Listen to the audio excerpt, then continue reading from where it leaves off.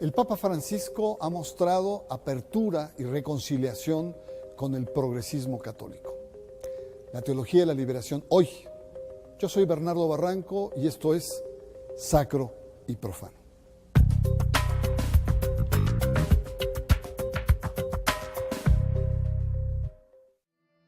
El Papa Francisco quiere una iglesia pobre entre los pobres. Lo ha refrendado en sus discursos en los que hace énfasis en la desigualdad social y en su voluntad de reformar a la aristocrática curia romana. El Papa no quiere una iglesia autorreferencial, sino que salga a las periferias de las sociedades, y por eso ha lanzado diversas señales de reconciliación con el progresismo católico, que en América Latina recibe el nombre de Teología de la Liberación. Reflexión de fe que resalta y rescata el mensaje cristiano.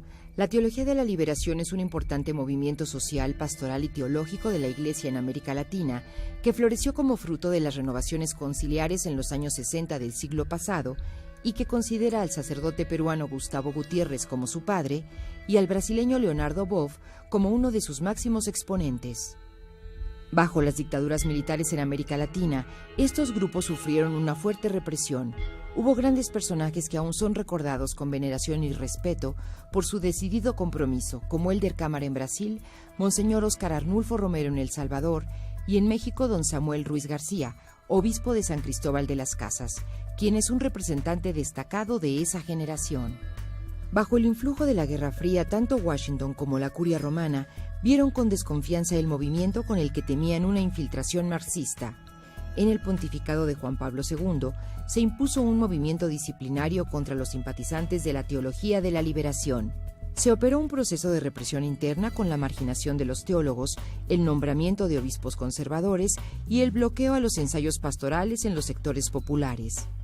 Al ser latinoamericano, el Papa Francisco conoce muy bien toda esta trayectoria y ha dado señales de que quiere retomar parte de este evangelio social latinoamericano.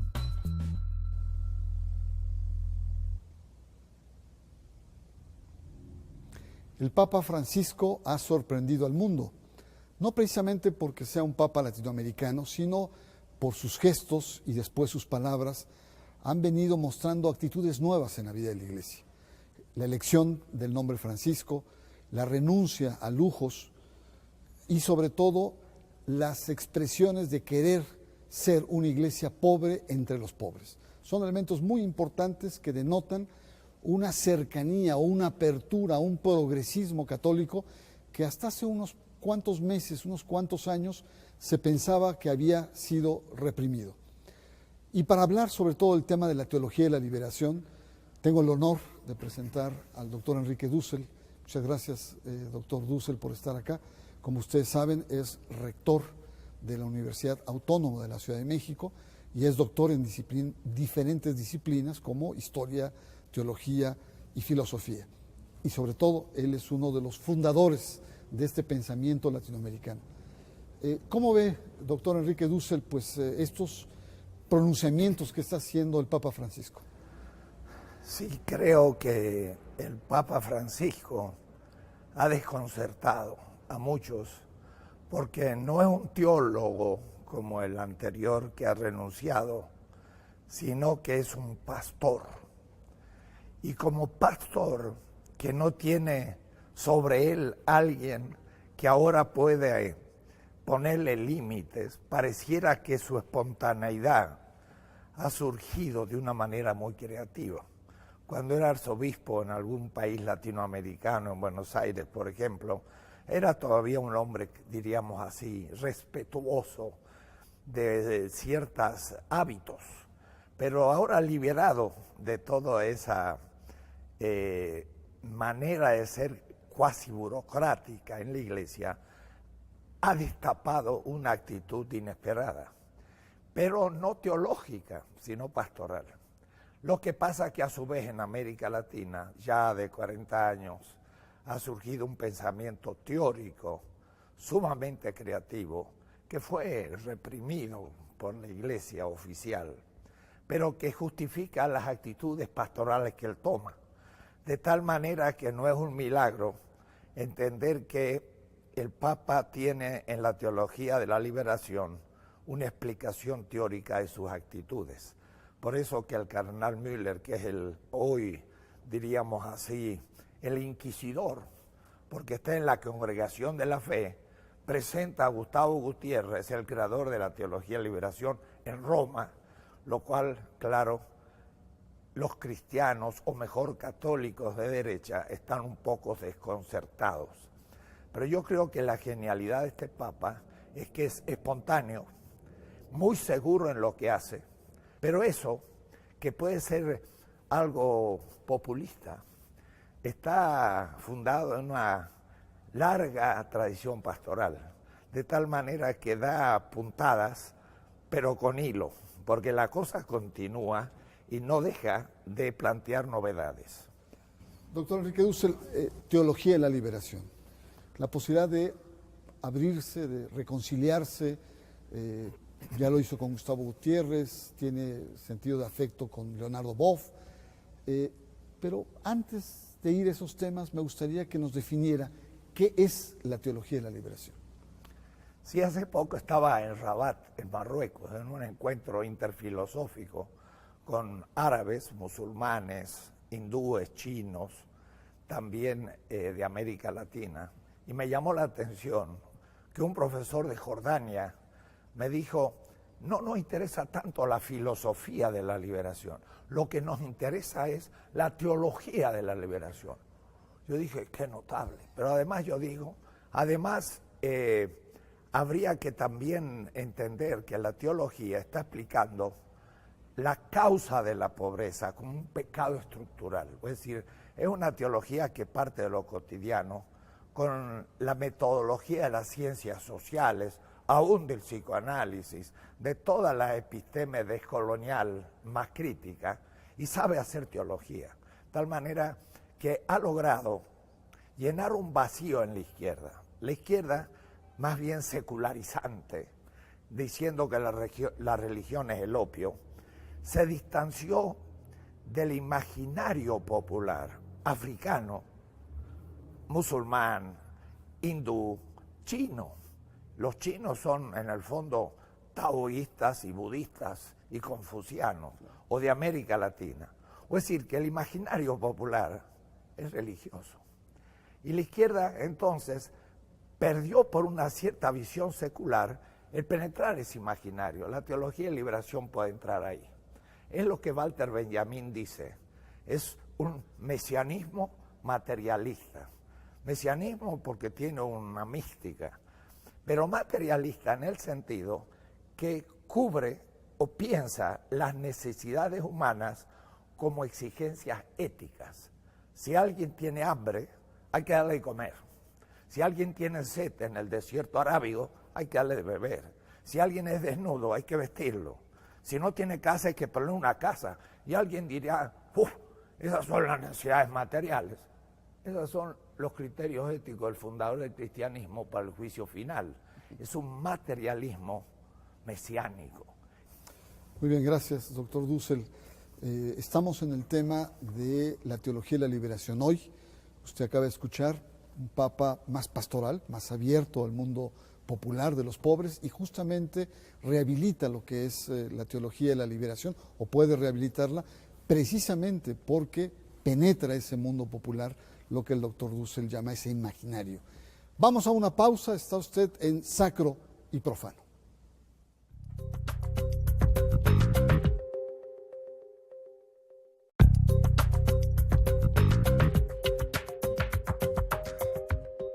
Enrique Dussel está con nosotros para ayudarnos a entender la teología de la liberación y sobre todo con las aperturas que ha mostrado el Papa Francisco. Enrique, en la historia de América Latina, ¿qué ha significado la teología de la liberación? Sí, mucha gente puede pensar que la teología de la liberación es algo así como un fruto espontáneo, pero es muy lejano. Si hubiéramos que pensar en su origen contemporáneo, mira, por ejemplo, en Francia hubo sacerdotes que en los campos de concentración de Hitler celebraban su misa con el vino y el pan del campo de concentración. Yo trabajé en Israel, en Nazaret, con uno de ellos, inserto en los medios palestinos, y hablaban de una revisión completa del cristianismo y se habló de la iglesia de los pobres para los pobres. Esta corriente en América Latina vuelve a ser un proceso propio. Desde Bartolomé de las Casas se había criticado el colonialismo, también se había criticado el imperio español. En esa tradición, en pleno siglo XX, gracias a las ciencias sociales, gracias también al compromiso de la juventud en los movimientos revolucionarios, desde Cuba en adelante, hubo muchos jóvenes cristianos que se comprometieron en el proceso de cambio social. Pero la visión tradicional del cristianismo no funcionaba para ese tipo de compromisos históricos, muchas veces hasta guerrilleros, es verdad. Y entonces hubo que reformular la fe cristiana desde sus orígenes, es decir, desde los tiempos que los cristianos enfrentaban el Imperio Romano y morían en los circos, y no que justificaban la dominación del imperio desde de Constantino en adelante, que le llamamos la cristiandad. Que sí que la teología de la liberación es un repensar la experiencia cristiana desde sus orígenes y desde sus orígenes latinoamericanos hoy a nivel de la ciencia crítica más de punta. Indudablemente hubo grandes personajes, Helder Cámara, teólogos tan importantes como Gustavo Gutiérrez, que has hecho referencia. Es decir, hay toda una generación de pastores, de gente muy comprometida. Pero en fin, no nos da mucho tiempo, sería realmente interesante conversar sobre todos esos puntos, pero háblanos, Enrique, de qué es hoy la teología en la liberación. Esa teología que hacía críticas económicas del capitalismo y también crítica de las estructuras de la iglesia en situaciones de dictadura, por ejemplo el caso de Monseñor Romero, que criticó a los militares, que le dijo que dejaran de torturar y fue asesinado sobre el altar. Un teólogo de la liberación, él mismo, representa a los grandes movimientos. Posteriormente empezó a diversificarse en todos los niveles de la dominación. Por ejemplo, teología de la liberación indígena, y empieza a desarrollar todo un nuevo discurso. Teología de la liberación feminista, teología de la liberación que critica al racismo blanco con respecto al mestizo, al sobre todo afro, y entonces surgen muchas teologías que van pensando el compromiso cristiano no tradicional y crítico en todos los movimientos sociales. Tal manera que algunos creían que la teología de la liberación había como desaparecido, porque las dictaduras militares la atacaron directamente. Ha habido más de 3.000 cristianos que mueren en El Salvador, en Guatemala, en Argentina, en Chile y en todas partes, es decir, gente que se juega. Pero no es solo los movimientos sociales, sino todos los tipos de opresión que pueden ahora desarrollar discursos pertinentes para sus grupos. Eso es una gran fecundidad. Ha dado a la teología cristiana una enorme vitalidad y hoy ya imitada por movimientos, por ejemplo, musulmanes, por movimientos también taoístas y budistas, por ejemplo, en Tailandia y en otras partes. Enrique, nos has hablado un poco de la historia, todo lo que es las raíces y lo que es hoy, cómo se ha diversificado en la teología de la liberación. Pero también hay que decir que la teología de la liberación fue fuertemente reprimida, no solo por las dictaduras, sino también por la propia Iglesia, y se disminuyó mucho. Cuéntanos brevemente cómo se da esta operación y por qué.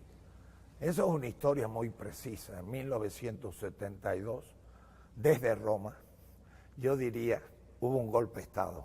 En la Iglesia latinoamericana hubo un cardenal colombiano que se distinguió por perseguir la teología de liberación en todos los ámbitos, revistas, profesores de seminario, grandes líderes, y fue realmente perseguida por la Iglesia conservadora, pero al mismo tiempo por las dictaduras militares, porque las dictaduras militares pretendían reprimir al pueblo en nombre de la civilización occidental y cristiana.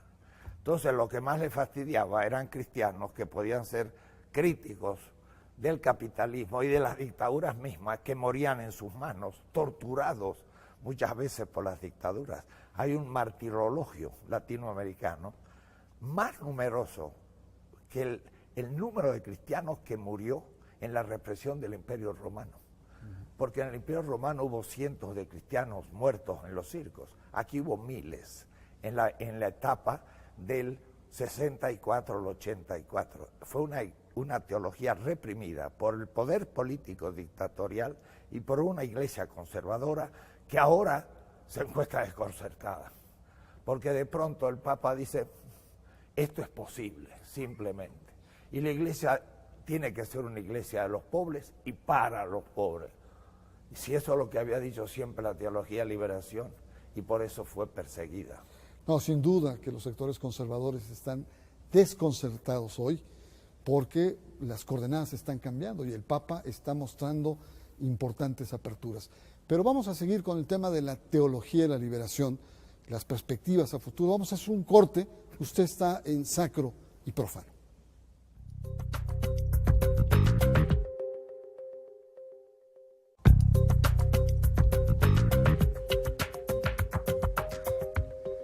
La teología de la liberación es un tema muy actual y la presencia de Enrique Dussel nos ayuda a entender, a profundizar lo que significa.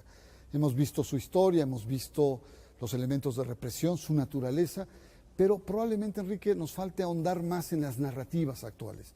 ¿Cuáles podrían ser estas narrativas de la teología de la liberación? Lo interesante es que al comienzo se pensó el compromiso por los pobres, que más económico. Fue una crítica a una estructura de dominación internacional que se fundaba en la teoría de la dependencia y en la inspiración de una economía crítica. Y esto pues también escandalizó a muchos porque la Iglesia no había tocado la economía de un punto de vista de la teología. Se hablaba de un pecado estructural internacional, nacional y en la empresa. Pero rápidamente, por ejemplo, surge un discurso del feminismo teológico, la liberación de la mujer. Y entonces lo que confronta es el machismo, pero un machismo muy antiguo, porque viene de milenios, Padre nuestro. Pero el Padre es también Madre nuestra, es decir, que era una metáfora de la fecundidad del Creador. Y entonces hay una crítica al machismo, pero después van surgiendo otras teologías, no solamente la teología blanca, feminista, sino la de color, y no solamente la de color, sino la obrera, y al mismo tiempo la que es marginal. Entonces el feminismo teológico empieza a tener muchas variantes. Lo mismo se va a decir en otros campos donde hay también dominación. El campo indígena, por ejemplo, la teología india, que es un tema muy interesante.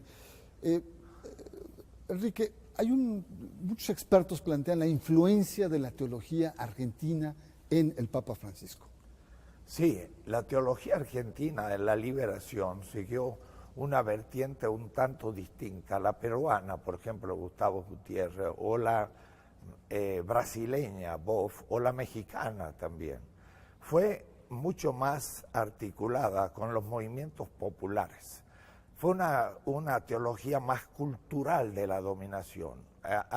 Advirtió el tema de, justamente como dije al comienzo, el imaginario religioso simbólico del pueblo, y situándose de ahí, pone al pueblo en movimiento.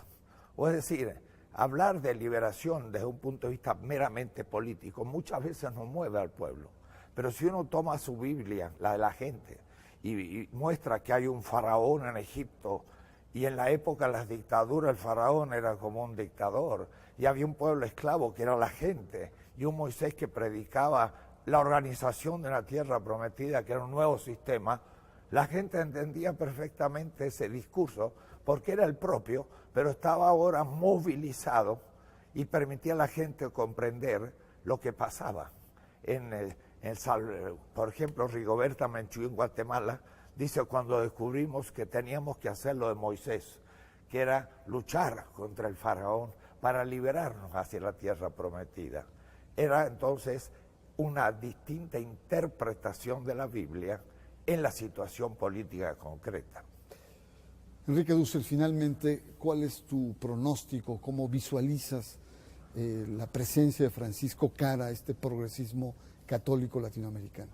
En un programa importante en México, cuando fue elegido, yo era más bien pesimista. Dije, simplemente es un italiano en Argentina y por lo tanto sigue Italia. Pero ha desconcertado. Realmente es un hombre mucho más libre, es un hombre que tiene la capacidad de ser coherente. El hecho de que no haya dormido todavía en el Vaticano, que use zapatos como todo el mundo, que tenga un auto de segunda y no de primera, todo eso no es, sin embargo, pequeños signos, es un signo gigantesco que está dando. En Alemania ahora un obispo que se ha hecho un palacio de 30 millones de euros, en épocas pasadas no hubiera sido tocado, porque no había tocado problemas sexuales ni otro tipo, mientras que ahora ha sido puesto en cuestión porque confrontado la pobreza que predica el Papa, su riqueza es insoportable para los propios fieles y para la propia Iglesia. Yo creo que está instaurando un proceso que se inserta dentro de la renovación de la Iglesia latinoamericana, no de cualquier otra.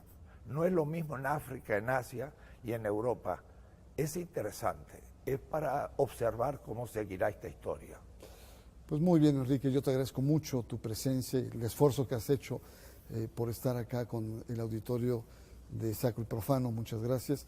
Yo creo que también para la Iglesia se esperan cosas muy nuevas. Simplemente el hecho de reivindicar el Concilio Vaticano II, el hecho de que el Papa esté planteando sobre todo una apertura más pastoral, más sensible a las necesidades de la gente, un Papa que rompe con toda esta aristocrática y viejas estructuras curiales de polvos imperiales, más cercano a lo que es la realidad de cada uno. Yo me lo imagino con su charola yendo a comer, no con esos grandes platillos, etcétera. Yo creo que vienen cambios importantes y yo creo que la Iglesia latinoamericana se va a sentir muy reconfortada y muy animada con la presencia del Papa Francisco. Yo le agradezco mucho su presencia y llegamos al final de una nueva emisión de Sacro y Profano con perspectivas interesantes para la Iglesia en este continente. Muchas gracias.